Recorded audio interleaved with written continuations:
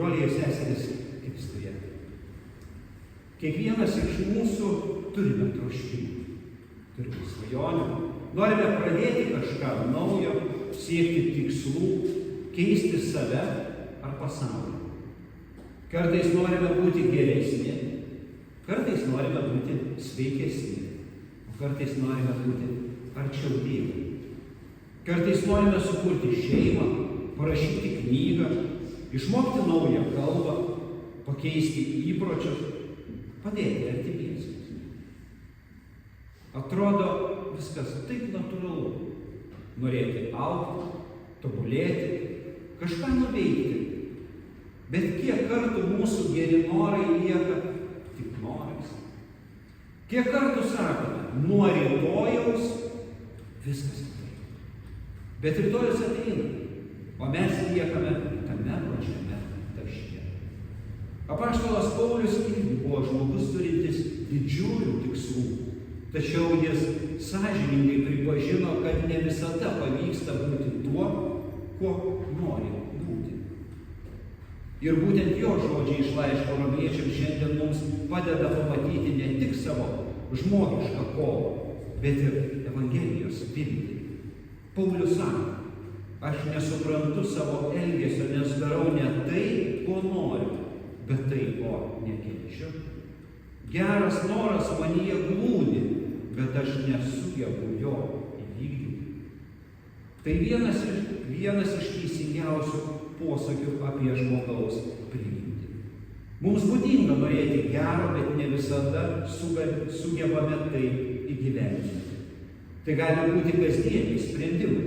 Daugiau laiko skirti vaikams, mažiau skųstis, mažiau kalbėti, pradėti melstis ar skaityti Bibliją, atsiprašyti, susitaikyti, bet kažkas mus vis stabdo. Ir tas kažkas ne visada aiškus. Kartais tai mūsų silpnumas, kartais aplinka, o kartais nuodėmė, kuriai mes nesąmoningai tarnaujame. Ši kova, kurią Paulius aprašo, yra dvasinė kova, o ne tiesiog psichologinis sunkumas ar motyvacijos trūkumas. Tai žmogaus nesugebėjimas įvykdyti net to, ko pats nuoširdžiai trokšta. Mes žinome, kaip reikia keistis, bet nepakeičiame savęs. Mes norime būti geri, bet kartais vėl puolame į pyktį, pavydą, tingumą ar saviapgaulę. Bet to reikia pripažinti dar vieną svarbų aspektą. Ne visi mūsų troškimai yra mūsų.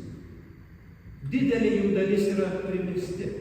Jie ateina iš kultūros, reklamos, socialinių tinklų, net iš šeimos ar visuomenės lūkesčių. Paaugliai jaučiasi privalantis tapti sėkmingais pagal Instagramą. Ne dėl to, kad patys to nori, bet todėl, kad tai diktuoja aplinka, mada. Suaugusieji jaučia spaudimą turėti daugiau daiktų, daugiau veiklų, daugiau pasiekimų, nes atrodo, kad tik taip jie bus vertingi. Štai kodėl Paulius sako laiške Romiečiams, ir nemėgdžiokite šio pasaulio, bet pasikeiskite, atnaujindami savo mąstymą, kad galėtume suvokti Dievo valią, kas gera, tinkama ir tobula. Tai kvietimas neprisitaikyti prie šio pasaulio formos, prie standartų, kurie mus laužo, o ne formuoja. Pasaulis nori mus išlieti pagal savo šabloną, bet Dievas kviečia į dvasinį atsinaujinimą.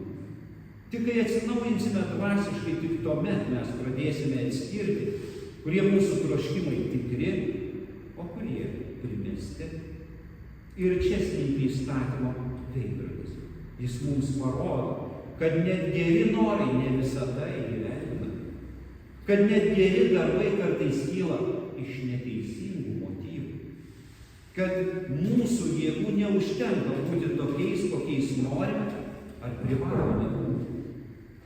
Dievo įstatymas mus moko, ką reiškia tikrasis gėris, bet jis taip pat mus nuteisia, kai mes to gėrio nepasiekėme. Ir tai daro ne tam, kad mus pražudytų, bet tam, kad atleistų mūsų poreikį gelbėtojui.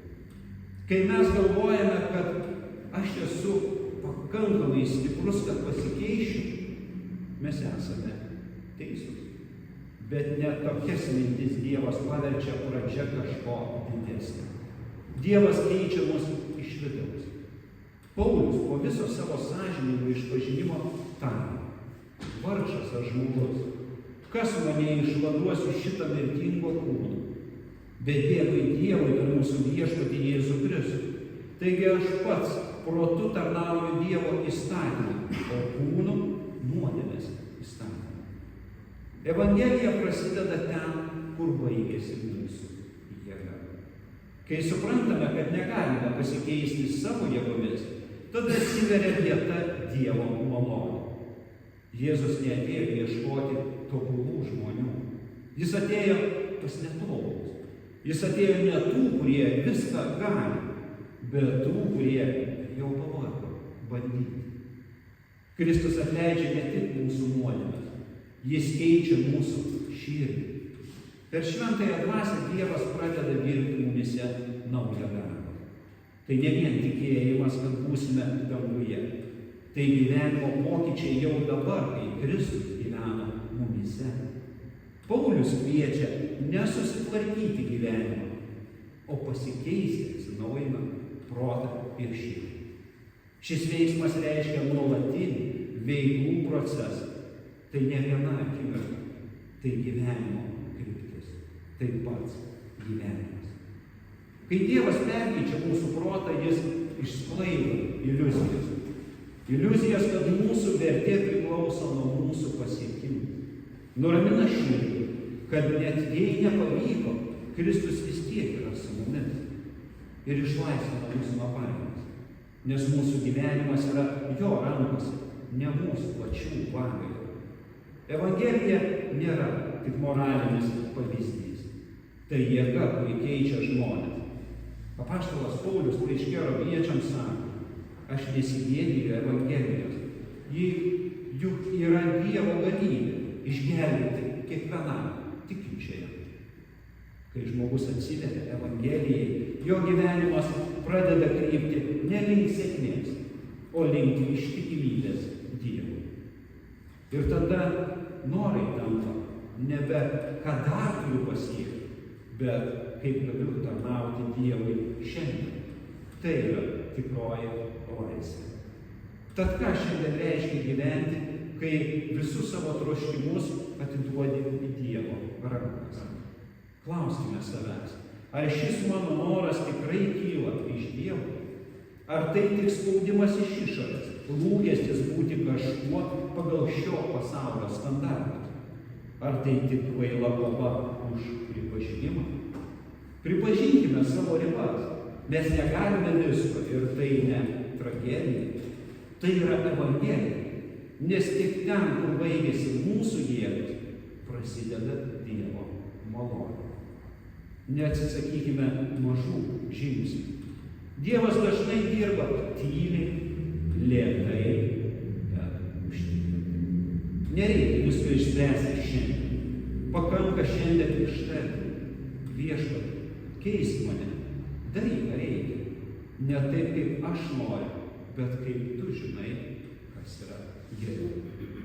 Gyvenkime iš malonės, o ne iš spaudimų. Gyvenimas su Kristumi ne lenktynės, o kelionė. Svarbiausia ne pasiekti tobulą tikslą, o būti vedinam tobuloje. Brangieji, šis pasaulis sako: pasikeis ir tada būsi vertas meilės.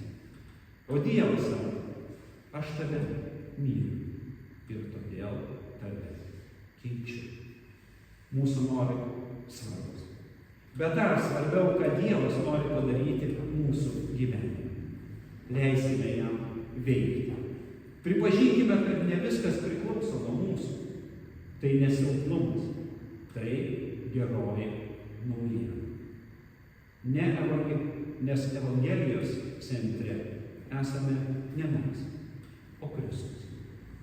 Ir apaštalas Paulius tarė laiške Filipiečiams: esu tikras, kad tas, kuris mumise pradėjo šį gerą darbą, jį ir užbaigs iki Kristaus Jėzaus dienos.